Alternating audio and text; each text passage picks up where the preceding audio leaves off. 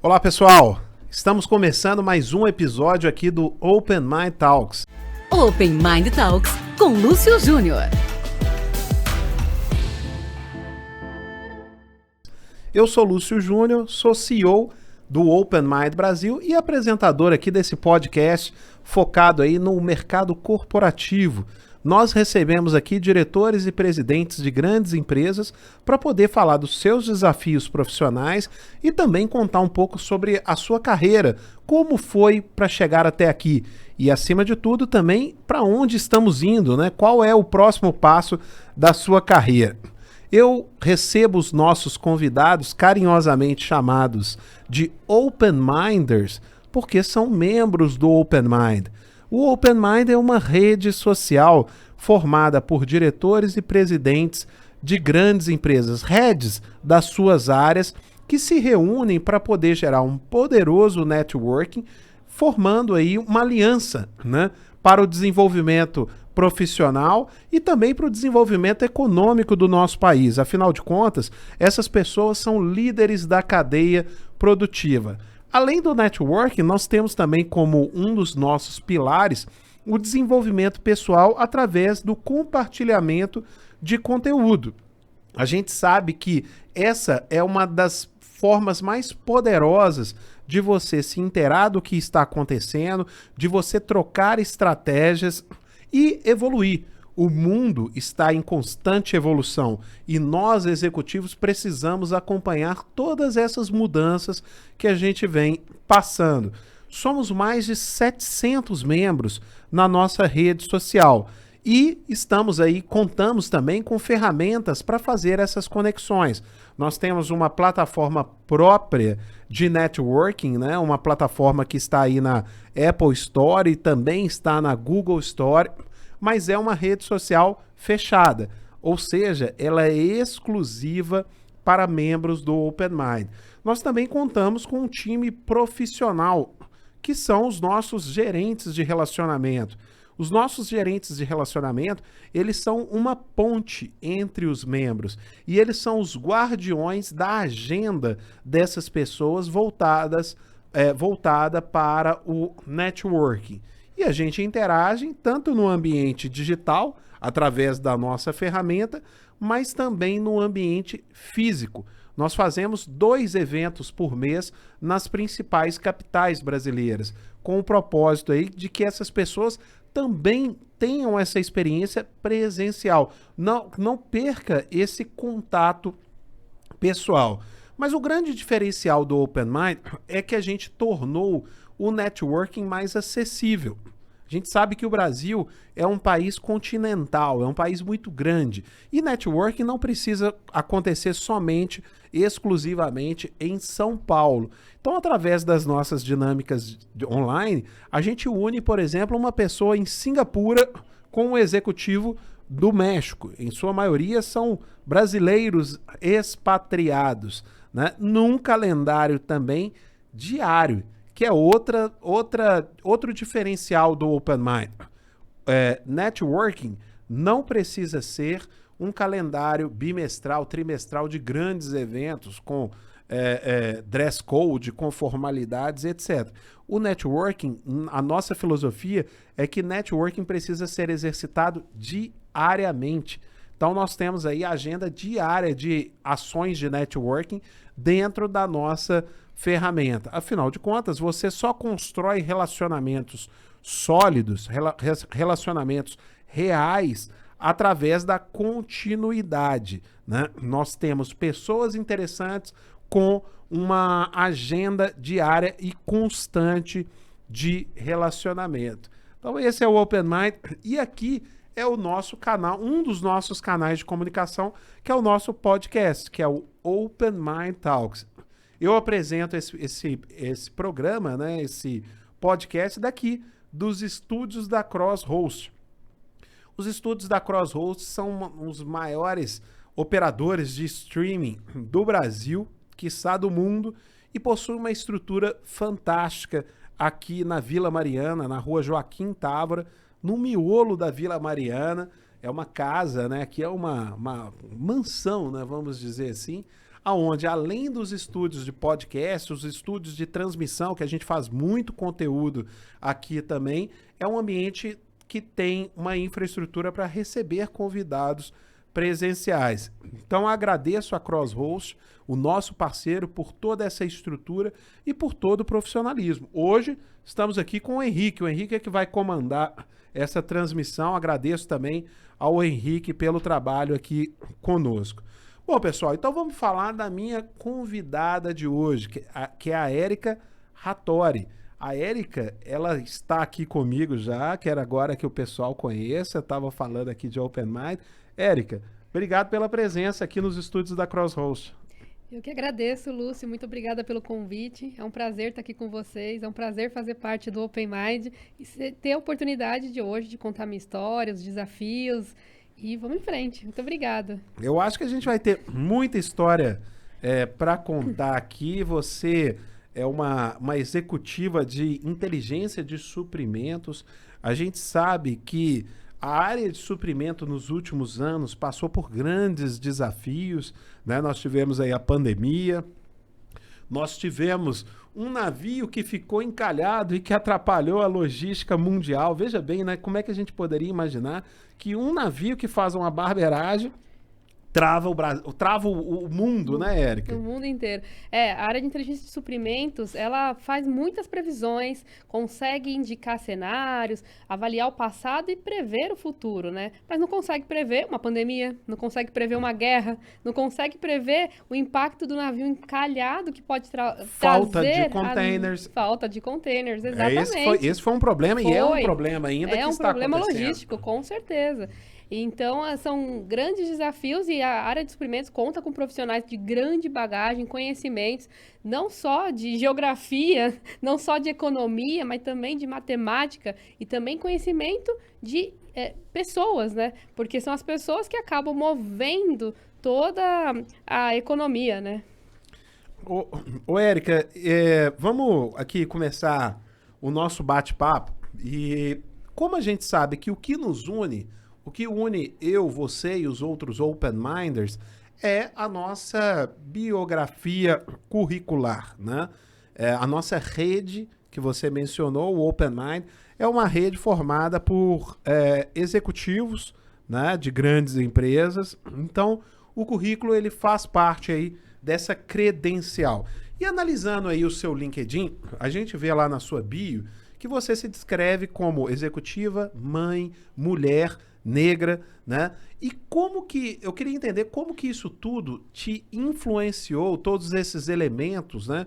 Que são, a gente vive num mundo, né? E o mercado é um mercado machista, majoritariamente de executivos de grandes empresas, acho que 70% são homens, né? A gente sabe dos desafios de ser mãe, que você muitas vezes tem uma dupla jornada, ao mesmo tempo a gente sabe da questão racial, que é também um desafio a ser enfrentado não só no Brasil como no mundo inteiro, mas como que isso tudo te influenciou para você chegar até aqui ocupando uma posição de destaque numa grande empresa?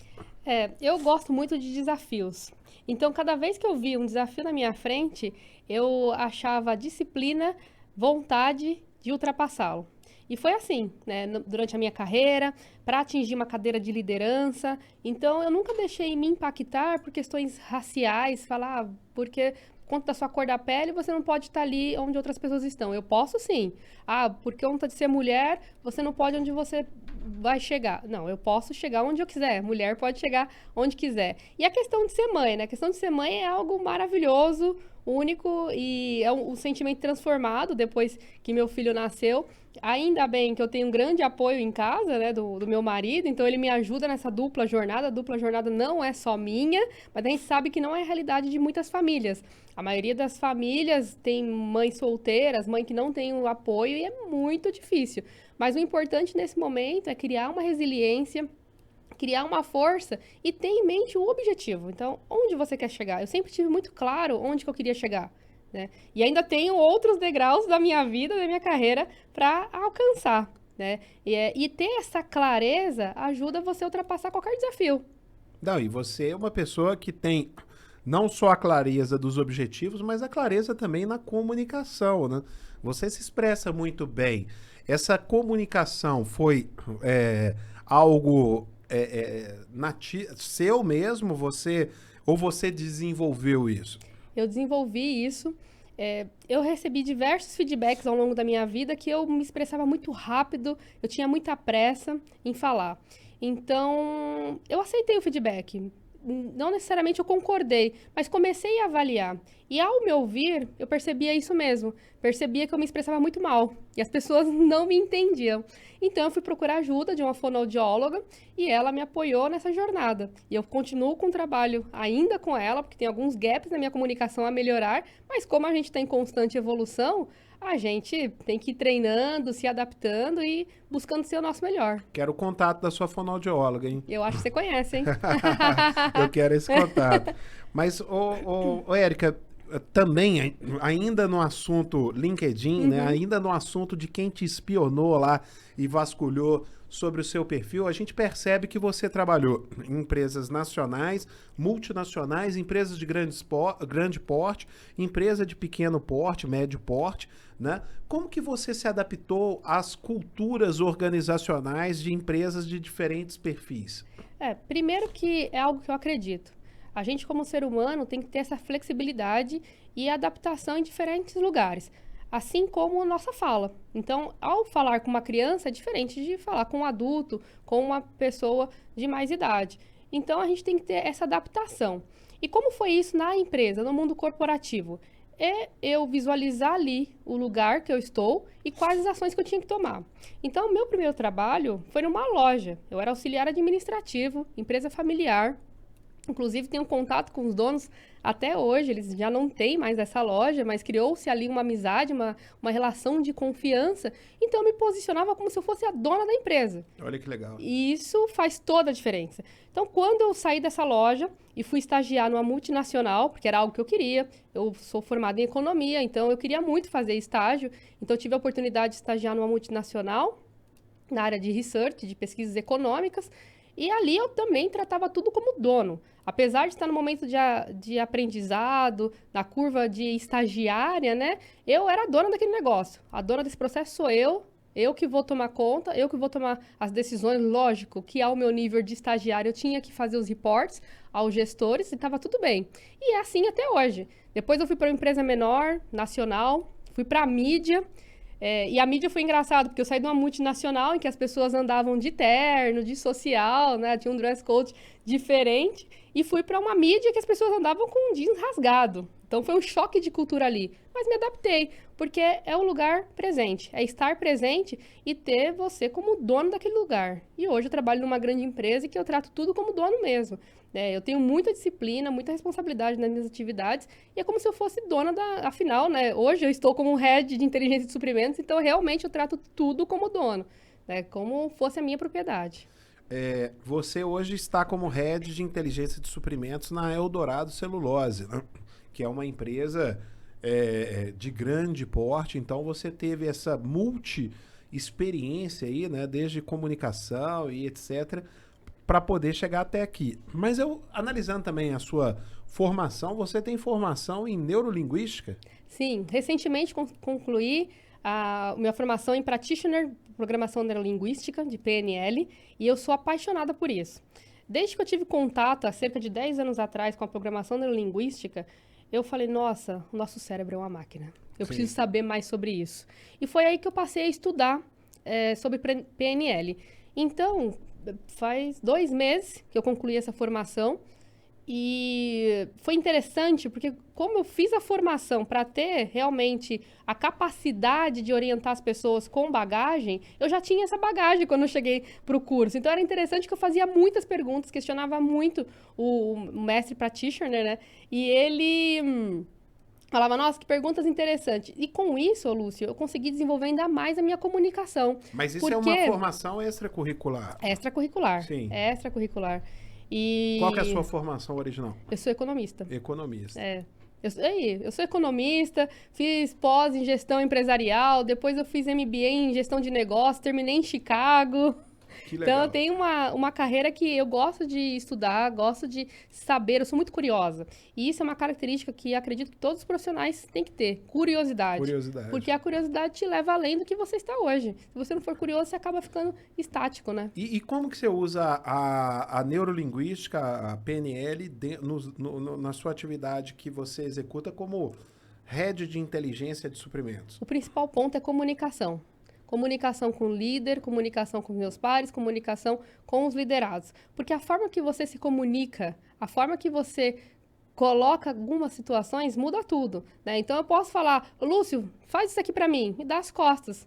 Ou eu posso criar ali uma conexão com o Lúcio. Oi, Lúcio, como que você vai? Como que você está? Você conta algum caso e depois eu pedir a solicitação. Olha, tô te ligando porque eu preciso de um determinado item, você consegue me ajudar? Então, você criar primeiro o que a gente chama de rapport, né? Que é aquela conexão inicial, faz toda a diferença na comunicação, porque você acaba olhando o indivíduo, né, Lúcio? E a comunicação a gente faz acha, isso. às vezes a gente acha que isso é algo banal, né? Sim. Falar em rapport e tal, mas as pessoas no dia a dia não fazem, né? Muitas vezes você vai ali no automático e já vai igual um trator querendo passar a sua mensagem, né, Érica? Exatamente, né? O dia a dia atropela muito a gente.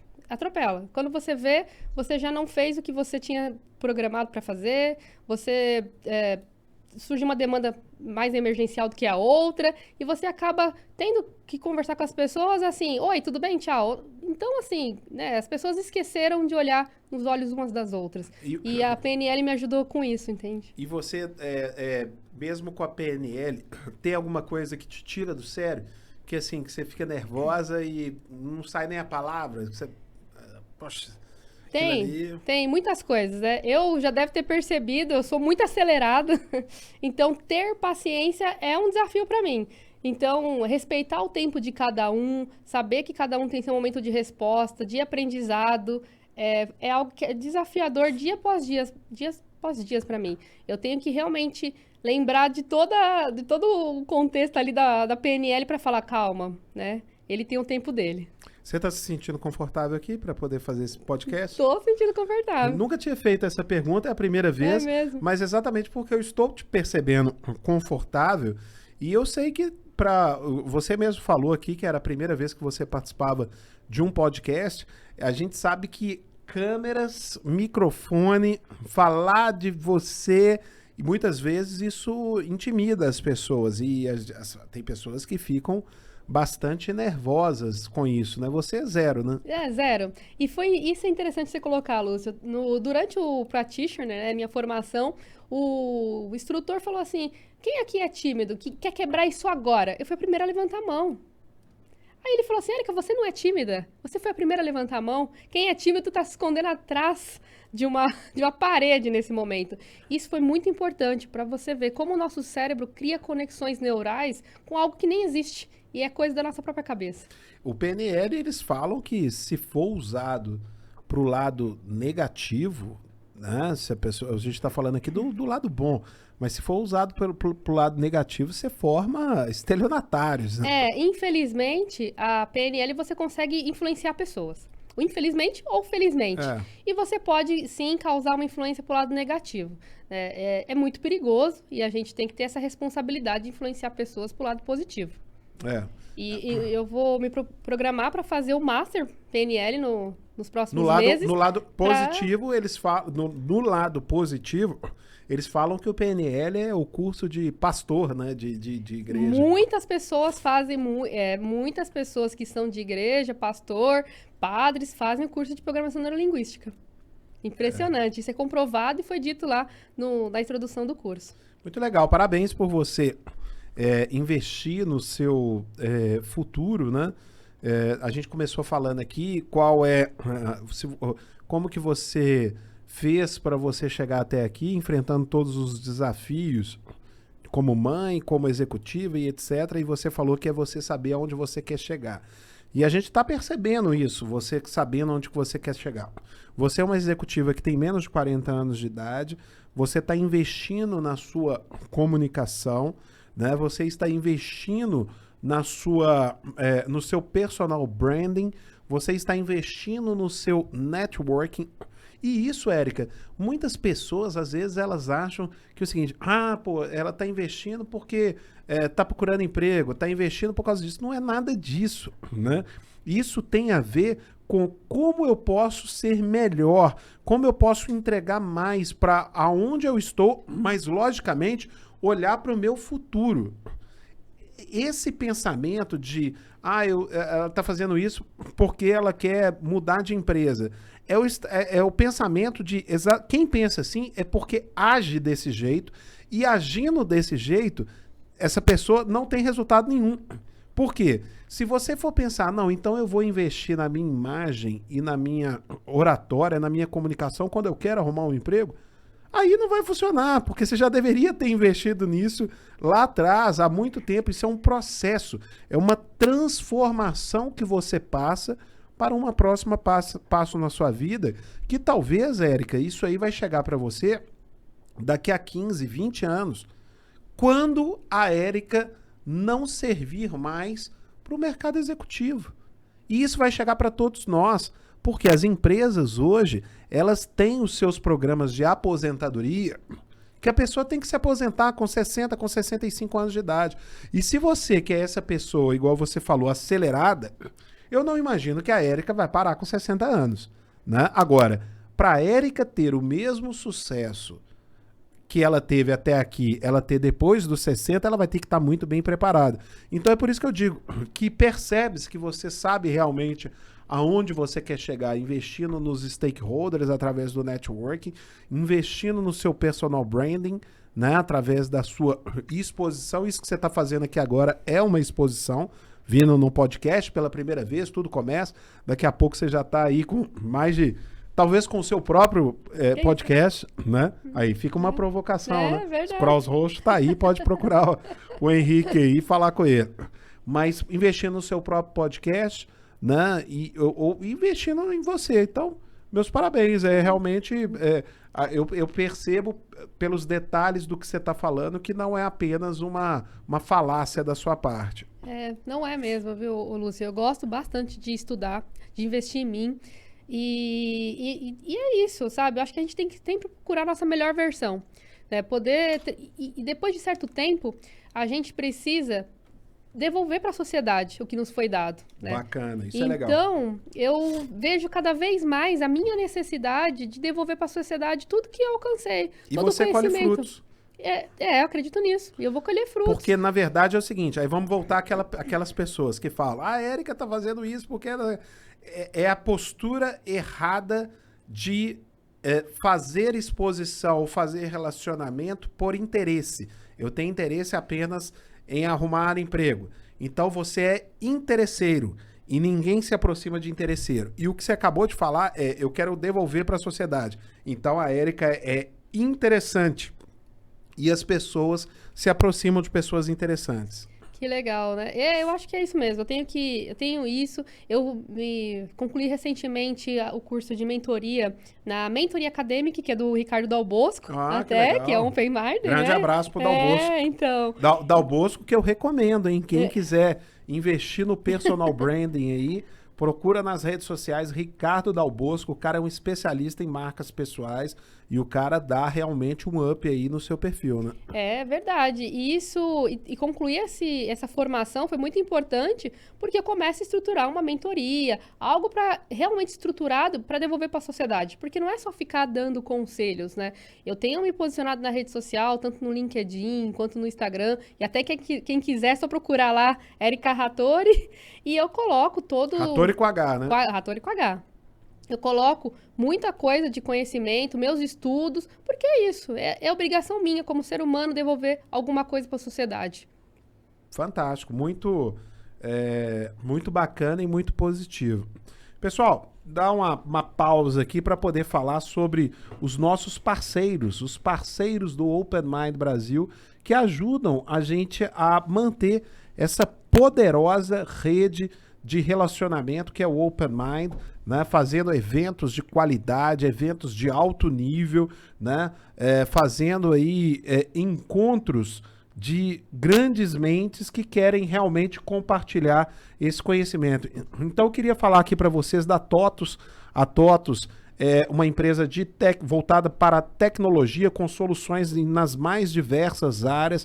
É um grande parceiro nosso, então eu quero mandar aí um abraço para o Cafasso, que é o diretor executivo, para toda a equipe lá, o Cestini, para o Rodrigo, para todo mundo que apoia aqui o Open Mind Brasil. Além disso, também a Vetex, que recentemente fez o Vetex Day, o maior evento de tecnologia do Brasil, quiçá do mundo, que é um dos grandes parceiros nossos. O Laboratório Fleury, aí sobre a imagem do Laboratório Hermes Pardini, também um grande parceiro ligado aí à área de saúde. A Elastic, que é uma empresa também fantástica lá com Pedro Sanger e todo o time liderando aí também desenvolvimentos tecnológicos em grandes empresas, e a Único IDTech, que é a maior plataforma de reconhecimento facial e biometria facial do país, e agora lançando aí novos produtos ligados à educação. Então, obrigado a todos os nossos patrocinadores, aos nossos parceiros, e quem quiser saber também como fazer uma parceria com o Open Mind, só entrar no nosso site openmindbrasil.com e você vai ter lá a nossa área de contatos. Procura um dos nossos gerentes de relacionamento para a gente poder apresentar todas as nossas soluções B2B. Mas, Érica, me conta um pouco aí na parte profissional, ao longo da sua carreira ou nos dias atuais, como que algumas estratégias que você implementou para ter resultados, né, corporativos, como é que você dá uma palhinha aí para nós aí do que você já vivenciou? É desafiador, né? Organizar. Eu tenho uma multidisciplina abaixo da minha responsabilidade, né? Então, são diversas áreas, diversos assuntos, e é preciso ter organização. Esse é o primeiro ponto. Se você não conseguir ter uma organização e um mapeamento de todos os processos que estão na sua responsabilidade, você não vai conseguir deixar o processo organizado, as estratégias à vista de toda a liderança da empresa. Então, é importante você ter isso em mente, né? Então, organização e mapeamento de todos os processos. Mas, Lúcio, eu não comentei do que é mais importante em tudo isso. É você saber quem trabalha com você. É você saber as pessoas que estão compondo aquele time ali. E cada um na sua responsabilidade, no seu engajamento. Porque se as pessoas não estiverem engajadas com o líder, as coisas não vão acontecer. Se falar, aquele líder está falando algo que eu não concordo, então você tem que mudar a sua forma de gerir a equipe. Então, é uma palhinha que eu dou aí, saber indivíduo. E me conta uma coisa, quais são, para você, as principais habilidades necessárias para se gerir aí uma área como a de inteligência de mercado, né? Inteligência de suprimentos? O que você acha que são habilidades importantes aí para um líder dessa área? A primeira coisa é ter resiliência. Porque quando você tem resiliência, você tem que abrir mão de alguns conceitos seus e aderir a outros pontos de vista. Então, ter resiliência é uma das principais habilidades. Segunda, disciplina. Né? Então, você cumpriu o combinado, porque a área de inteligência de suprimentos é uma área que a gente vem tentando mudar essa visão, mas é uma área de apoio da companhia, né? Então, sendo uma área de apoio, muitas vezes você vai procurar alguma reunião, quer falar com alguém, se reunir, a pessoa não está disponível. Então, você tem que ter disciplina em cumprir o combinado com aquela pessoa, porque aquela pessoa vai ganhar confiança nas tuas atividades. Então, super importante, resiliência, disciplina. E a terceira coisa é você, de novo, né, olhar para as pessoas. Né? Então, se você não for um líder humanizado, esquece. Você não constrói uma área de inteligência de suprimento sozinho. E você falando aí sobre o olhar para as pessoas, reconhecer individualmente os seus liderados, a gente entende que isso é algo importante, e eu sei que você, pela nossa interatividade aqui, que você faz isso. Você poderia dar aqui para nós alguns exemplos de como esse reconhecimento individual ajudou e ajuda você a construir equipes fortes e coesas? Sim. Primeira coisa é que eu sou apaixonada por pessoas. Eu não conseguiria pensar eu assumindo uma cadeira de líder sem gostar de gente. Então, a primeira coisa é gostar de gente. Então, o primeiro passo foi dado. O segundo passo, como que eu lido com um time grande? Como que eu conheço o indivíduo? Então, tem que ter a organização. E eu faço hoje algo que são 4 encontros por ano, com cada um. Porque não dá para encontrar todo mundo toda hora, né? Então, um deles acontece no comecinho do ano, que é sempre a sessão de feedback do ano anterior. Depois, 2, 3 meses depois, acabo marcando um one-to-one. De novo, passado esse one-to-one, 2, 3 meses depois, mais um one-to-one. Então, já estou falando do segundo semestre do ano. E no finalzinho do ano, para saber como foi, quais foram os desafios, como que eu posso ajudar para o próximo ano. E é isso, sabe, Lúcio?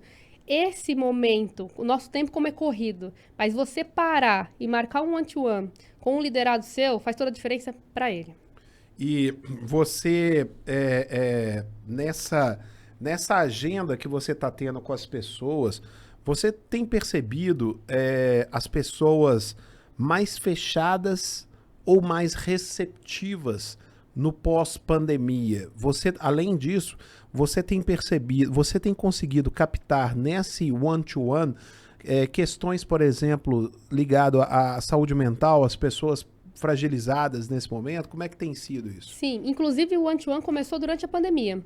Porque as pessoas acabaram se isolando em casa, tem gente que com a família, mas tem aqueles que moram sozinhos. E esse papel de olhar a saúde mental foi sempre algo que eu falei, como líder eu sou responsável pela saúde mental dessas pessoas. Por mais que para mim, durante a pandemia, também estava difícil. Né? Mas tem a responsabilidade de olhar para as pessoas.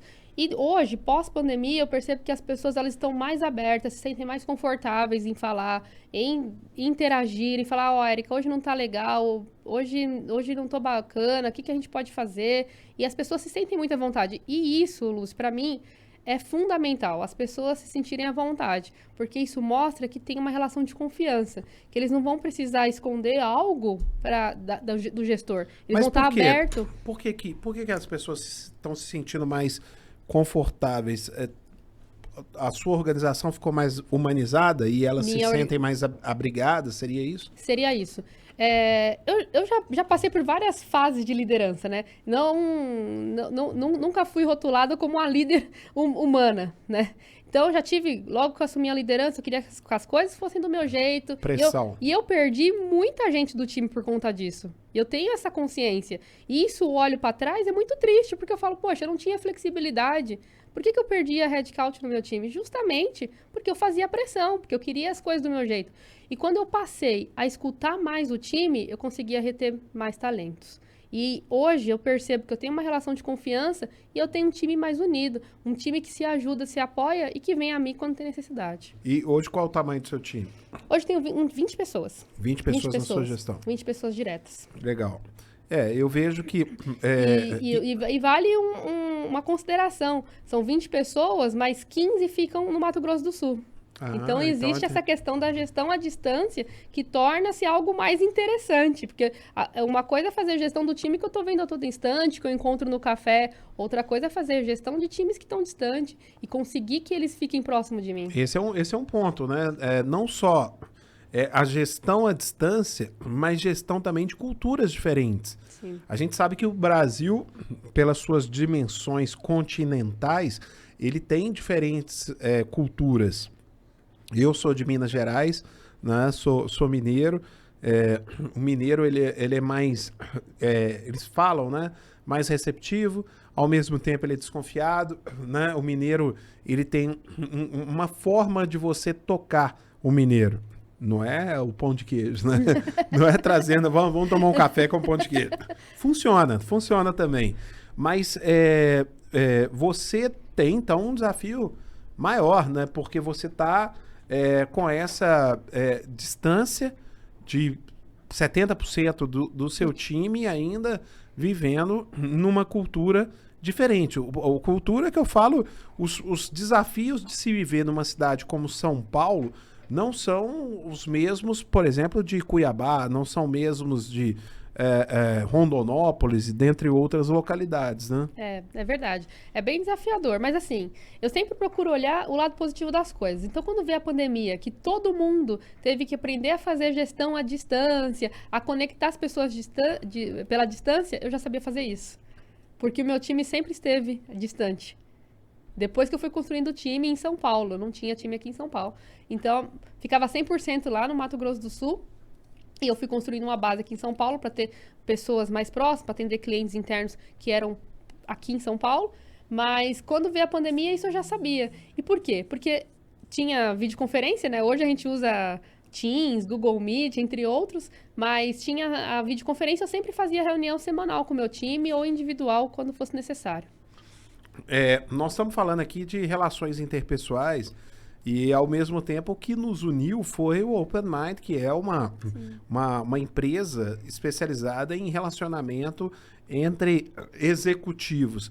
Então, quase que a gente falou aqui também do intra-networking, né? Você saber lidar bem com os stakeholders, saber lidar bem com os seus colaboradores, com seus líderes e clientes, com seus fornecedores. Vamos falar agora sobre inteligência de mercado? Legal. A gente sabe que inteligência de mercado envolve muito mais você trabalhar com o seu estoque, você trabalhar com fornecedores estratégicos, desenvolvimento de novos fornecedores, de novos mercados e etc. Mas trazendo um elemento relacionamento,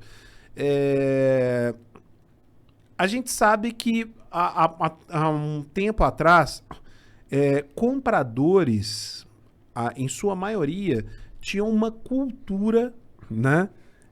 Eu acho que isso é quase que cultura em algumas grandes empresas, de tratar mal o vendedor, né? De não se relacionar bem, não entendendo que eles precisam dessas pessoas para ter o seu sucesso, para atingir suas metas, para atingir os seus objetivos. Era uma relação de disputa de um com o outro, e o comprador sempre queria estar numa posição de vantagem, até mesmo na abordagem inicial. Dentro de inteligência de mercado, o que você estudou e o que você aplica nesse nível de relacionamento, na tese do relacionamento entre os dois lados da mesa? A primeira coisa é sempre ter em mente relação ganha-ganha.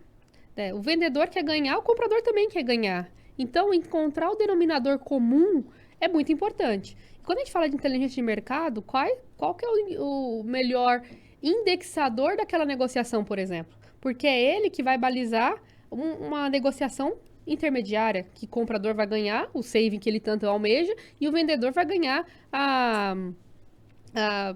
a participação naquela venda que ele tanto quer, né? Então, achar o melhor indicador econômico durante uma negociação é o melhor ponto de ter uma relação ganha-ganha na mente, né?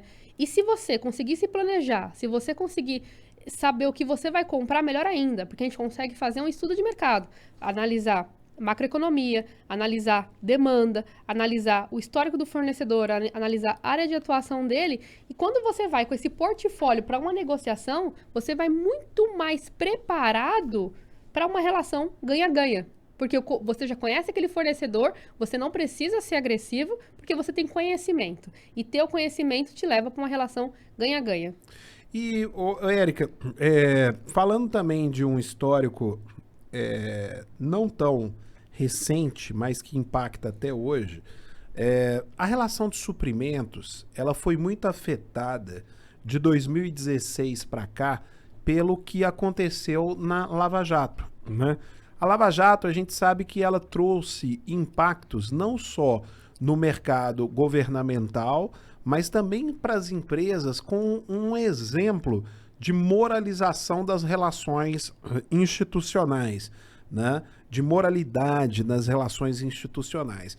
E aí foram implantadas muitas regras de governança dentro das empresas através do compliance, né? O compliance das empresas. Como que você administra esse compliance para que ele não seja nem de mais e nem de menos? Ou seja, você tenha um compliance na medida. Porque, ao mesmo tempo, você tem ali o compliance evitando relações incestuosas, mas se ele for em excesso, ele pode evitar qualquer tipo de relação. E como que você monta uma inteligência de mercado, né? Inteligência quer dizer você também conhecer ferramentas novas, técnicas novas, novas tecnologias, né? Sem você ter o relacionamento. Isso é muito interessante, ô Lúcio, porque é o seguinte, né? A gente estudou muito e utiliza uma ferramenta na empresa que eu trabalho hoje, justamente para avaliar a integridade do fornecedor, para analisar ele financeiramente, para avaliar se algum sócio é politicamente exposto. Isso não é burocrático, é um sistema rápido, fácil de utilizar, e apenas com o número do CNPJ do fornecedor, a gente consegue fazer essa avaliação. Então, é um sistema simples, que é simples para o fornecedor e traz segurança para a empresa. Vamos falar também de sustentabilidade, né? Essa palavra, muitas vezes, ela está diretamente associada ao meio ambiente, apenas a questões de meio ambiente. Mas sustentabilidade é uma palavra que ela não vem com nenhum outro sufixo pós essa palavra. É sustentabilidade. Sustentabilidade em quê? Em todos os tipos de relações. Relações que você tem com o meio ambiente, relações que você tem com a sociedade, relações que você tem com seus fornecedores, né? E a gente sabe que, muitas vezes, empresas de grande porte, nas suas relações com fornecedores, operam num regime quase que predatório, entendeu? Eu vou tirar o máximo. Se eu perceber que tem mais uma gota para eu poder tirar, eu vou tirar. Não vou deixar você com absolutamente nada. Como que você administra nos seus processos de inteligência a sustentabilidade para que você mantenha fornecedores de longo prazo na sua prestação de serviço? A melhor maneira de ter fornecedores sustentáveis, vamos dizer assim, é fechando contratos com 2, 3 anos de duração. Porque ali você consegue conhecer melhor o fornecedor, saber melhor da sua cultura, avaliar a capacidade técnica dele, avaliar a capacidade de fornecimento, e com isso você acaba, depois, quando o contrato vencer ou estiver vencendo, fazer uma análise mais profunda. Mas tendo poucos relacionamentos, um tempo curto de relacionamento com aquele fornecedor, é difícil você avaliar se ele é sustentável, se você consegue manter ele dentro da companhia ou não. Então, a melhor opção é você fechar contratos longos com ele para você tentar administrar melhor e conhecer com profundidade aquele fornecedor. Porque você consegue ter um foco, né? E uma vez que você está com um contrato mais longo, como que você avalia a performance ou a SLA? Como que você mede que aquele fornecedor está entregando ou não está entregando? Porque às vezes acontece, né, Érica, de você ter, por exemplo, clientes internos que estão insatisfeitos, mas de forma abstrata. Qual é o motivo da sua insatisfação? Em que ponto esse fornecedor não está atendendo? Então, como que você mede essa satisfação com o fornecedor? A melhor forma de avaliar a satisfação com o fornecedor é implantar uma avaliação de fornecedores dentro da companhia, em que o comprador avalia aquele fornecedor se está cumprindo as condições negociadas. Você avalia junto com a área técnica, ou seja, quem usa o serviço ou recebe o material, se está sendo entregue no prazo, se está sendo prestado conforme o combinado, se o material está sendo fornecido na qualidade ideal do negócio. Então, criar um processo de avaliação do fornecedor de forma periódica dentro da companhia faz total sentido. Porque senão, você realmente fecha um contrato de 3 anos e ao longo dos 3 anos você não fez nenhuma avaliação técnica dele, você pode ter algum gargalo no meio da sua produção. Faz parte da inteligência de suprimentos a avaliação da necessidade de treinamento do time de compras? Faz parte do escopo. E o ideal é que tenha uma avaliação inicial. Então, toda vez que chega um novo colaborador na área, o ideal é que tenha uma apresentação, né, de forma holística do negócio, a apresentação holística da área de suprimentos, transmita o conhecimento, mostre quem são as pessoas, quem são as caixinhas, quem faz o quê, e a pessoa começa o trabalho.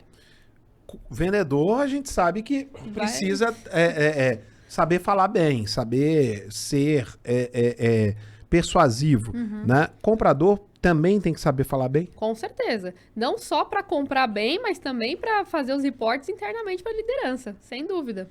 O que tem de comum entre um treinamento de um vendedor e um treinamento de um comprador? Eu sempre pensei, o meu background, eu tô te perguntando aqui porque o meu lado da mesa, profissionalmente, sempre foi o outro lado, né? Eu fui executivo durante muitos anos, de locadora de veículo, de transportadora, de empresa de logística, de empresa de serviços, e sempre o meu maior soft skill era essa capacidade de comunicação, persuasão e etc.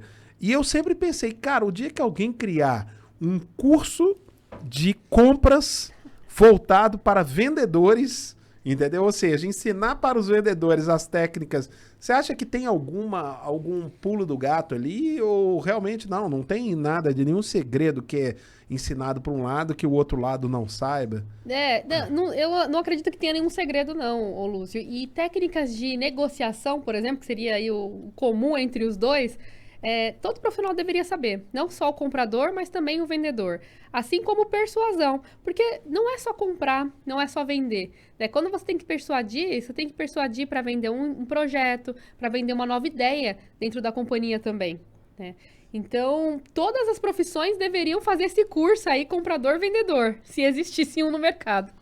Eu acho que eu acho que o curso que os dois deveriam fazer é um curso de diplomacia. Isso, né? É importante. Que é técnicas de chegar a um acordo em comum. Isso é verdade. Né? Usando a diplomacia.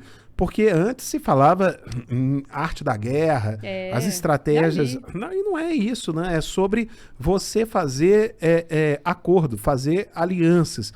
Exatamente pelo que nós acabamos de falar sobre a sustentabilidade, né? Mas, Érica, quais são as melhores práticas que você recomenda para empresas que queiram melhorar aí o seu desempenho na parte de suprimentos, na parte de estratégia de mercado? Quais são as melhores práticas? Primeira coisa, se não tiver uma área de inteligência de suprimentos, pode criar. Por quê? Porque muitas vezes o comprador acaba fazendo o papel de uma área de inteligência de suprimentos. E qual que é o problema aqui? Não tem foco, né? Uma área de inteligência de suprimentos, ela está focada em desenvolver estratégia, em avaliar indicadores de mercado, em fazer gestão de contratos, encontrar a melhor forma de tratar o negócio. Então, quando você coloca uma atribuição ao comprador de inteligência de suprimentos, ele fica com dupla carga e não sabe para onde olhar. E acaba não tendo foco na atividade. Então, foco seria a principal coisa.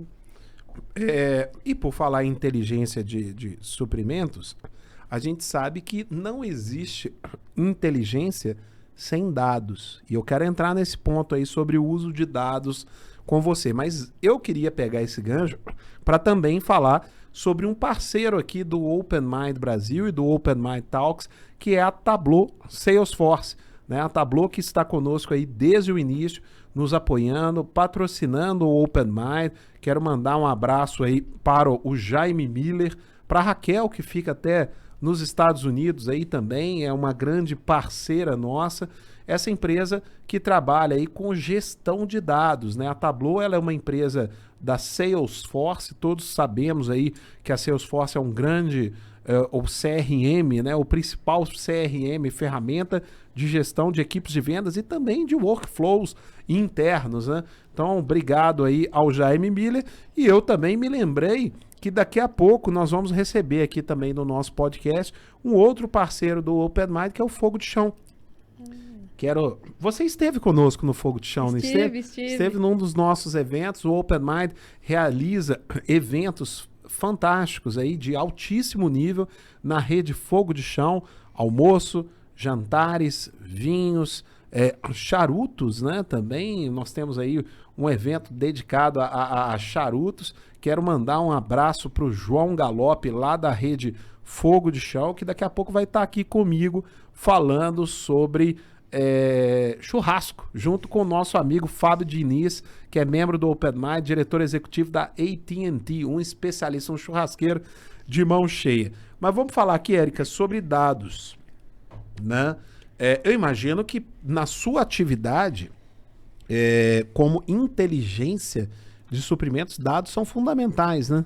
Dados são fundamentais e não só isso, a organização desses dados, porque dados a gente pode ter em qualquer lugar e de qualquer forma, mas a forma que esses dados estão organizados, que a informação é precisa e assertiva, faz toda a diferença.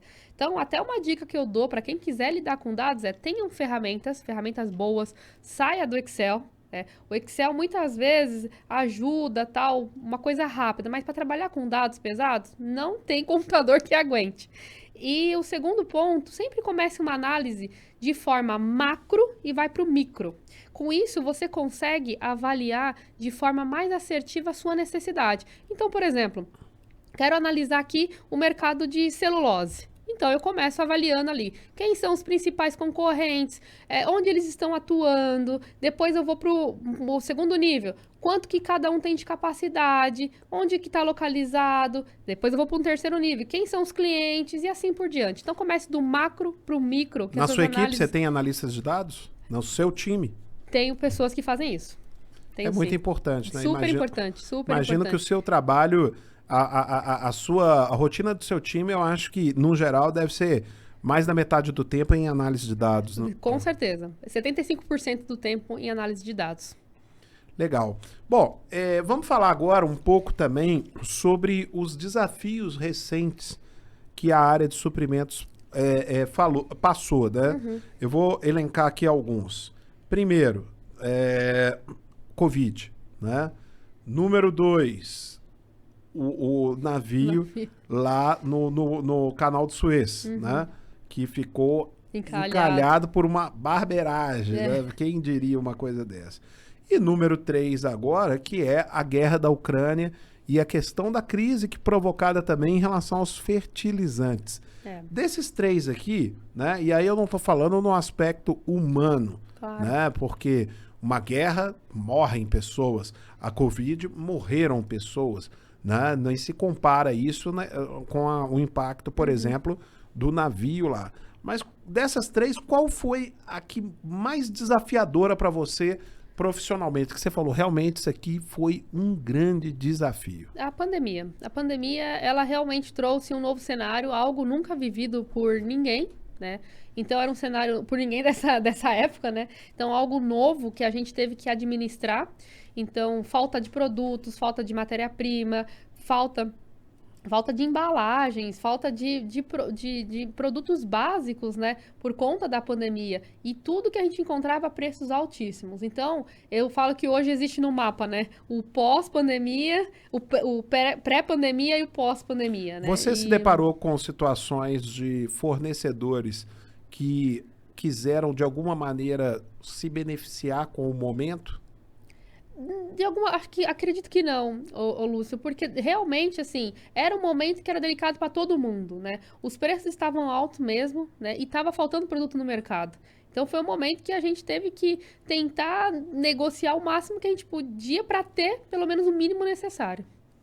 E agora, essa questão também dos containers, né? Isso já se resolveu? Agora se resolveu, né? Se resolveu. Depois de um longo tempo aí, né? Com falta de containers, agora se resolveu. Tá tudo caminhando aí, né? Devagarzinho, retomando o que estava antes. Você hoje opera com mais fornecedores nacionais ou internacionais? Nacionais. Fornecedores nacionais. E muitos fornecedores regionais, né? Vocês têm essa cultura do desenvolvimento da região onde vocês atuam? Sim, voltando para a parte de sustentabilidade, é super importante a gente apoiar os pequenos fornecedores ali da região. Legal. Ô, Érica, nós estamos chegando aqui à parte final aí da nossa conversa. Passa rápido, né? Passa super rápido. Uma conversa, como dizem em Minas, né? Quando a prosa é boa, pois voa, né? Ficar mais uma hora aqui. Muito legal. Mas eu queria que você aqui também agora falasse um pouquinho para nós sobre o seu desenvolvimento pessoal, né? O que te levou a procurar uma rede de networking, né, como o Open Mind Brasil? O que você... qual foi o seu estalo que você falou, poxa, deixa eu buscar especialistas em relacionamento. Primeiro, voltando ao ponto inicial de onde eu quero chegar, né? Isso para mim é muito claro e é muito importante. E eu acredito que, de novo, a gente volta também para PNL, que a gente tem que estar no ambiente onde a gente quer estar. E ao procurar a rede de relacionamento como Open Mind, foi justamente isso. Eu quero estar junto com C-Levels, junto com CEOs, porque é onde eu quero estar. Eu quero estar ali com as pessoas. Eu sou muito curiosa, quero saber o que eles podem contribuir, o que eles estão fazendo, como que está agindo essas pessoas no mercado, contribuindo para o desenvolvimento das empresas, do Brasil. Né? Então, para mim é muito importante e isso me dá uma motivação, porque é isso que eu quero. E como é que tem sido a sua experiência no Open Mind? Tá maravilhosa, né? Cheguei em abril, né? Já tô aqui no podcast, então isso é gratificante, né? É realmente assertivo a minha escolha em fazer parte da rede da Open Mind. Isso tem a ver também, o fato de você estar aqui no podcast, isso tem a ver com a sua também generosidade mesmo, de compartilhar conhecimento. Olha quanta coisa a gente falou aqui. Nós passamos sobre carreira, desenvolvimento pessoal, os desafios do setor, né, de suprimentos. Nós falamos aqui sobre liderança, gestão de pessoas. Nós falamos sobre gestão de crise. Olha só, fazendo aqui um resumo de como foi essa conversa aqui. Dá pra gente ver que você foi generosa nesse compartilhamento. E o que a gente quer proporcionar dentro da rede Open Mind é também, além do networking, a oportunidade do benchmarking, entendeu? Das pessoas fazerem benchmarking. Então, é importante para nós ter pessoas como você dispostas a doar o seu tempo e o seu conhecimento, e eu tenho certeza que ganha você, ganha a sua organização, porque está literalmente com uma funcionária, uma colaboradora de altíssimo nível, né? Então, eu te agradeço aqui em nome do Open Mind Brasil duplamente, por fazer parte e por contribuir aí com o desenvolvimento pessoal das pessoas. Vou te passar aqui a palavra para você fazer aí a sua mensagem final aqui para os Open Minders. Quero deixar também as portas abertas para você voltar sempre, né?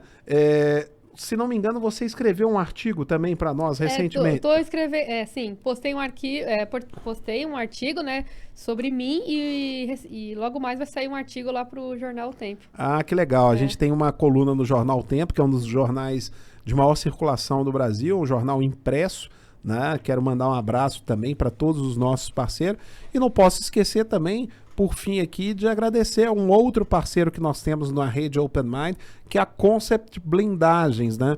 É a blindadora de veículos número 1 do país aí, com à frente o Rogério Garrubo, um empresário revolucionário que há 30 anos começou no segmento de blindagem automotiva no Brasil e já blindou uma frota enorme de veículos aí das maiores empresas do Brasil. Então, muito obrigado ao pessoal da Concept Blindagens. Érica, passo a palavra para você. Mensagem final aí para quem está te ouvindo, né? O que você daria de dica final para uma pessoa que quer ser uma pessoa produtiva durante longo tempo, né? A gente fala muito em lifelong learning, né? Mas uma pessoa que pensa em lifelong working, quero trabalhar e quero produzir para o resto, enquanto eu puder, né? Que tipo de dica você daria final aqui?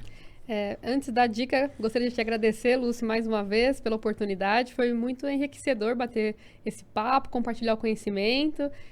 Fazer benchmark eu adoro, porque é relacionamento, eu adoro conversar com as pessoas, saber o que está acontecendo, isso me traz brilho nos olhos, saber das novidades.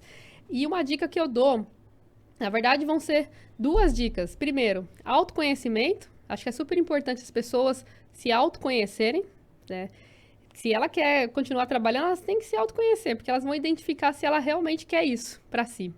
Segundo, ter disciplina, né? Então, todos os dias de manhã, acordo 5 horas da manhã, faço meu exercício. Né? Eu vejo lá. Porque isso é importante, ter essa disciplina, né? E uma terceira, que não é uma dica, mas uma frase que eu li num livro, se eu não me engano, o livro chama Empatia Assertiva, e diz o seguinte, que todos somos seres humanos. Então a gente nunca pode esquecer disso. Por mais que a gente se conheça, por mais que a gente tenha disciplina, a gente não pode esquecer que todo mundo é ser humano e todo mundo tem seu tempo. É isso. Legal. Pessoal, muito obrigado a todos pela audiência. Quero pedir a vocês para nos seguirem aí na nossa página do YouTube. A gente deu uma paradinha nas transmissões lá no LinkedIn, porque estava tendo alguns probleminhas técnicos da plataforma. Então nós estamos transmitindo aqui do YouTube, né? Estamos aí também nas plataformas de streaming, no Spotify, no Deezer e etc. Então quero agradecer a todos vocês que nos seguem, aqueles que ainda não estão seguindo. Nós estamos no Instagram, estamos no YouTube, estamos em todas as redes sociais aí. Muito obrigado. E se você também está ouvindo aí, é um C-Level de uma grande empresa e quer fazer parte do Open Mind, é só entrar no nosso site, lá tem um cadastro que você vai se submeter a uma avaliação de perfil e caso o seu perfil seja aprovado, você vai se tornar um Open Minder, uma pessoa de mente aberta, antenada e conectada. Pessoal, muito obrigado a todos e a gente se vê no próximo Open Mind Talks. Você ouviu Open Mind Talks, um oferecimento Crosshost.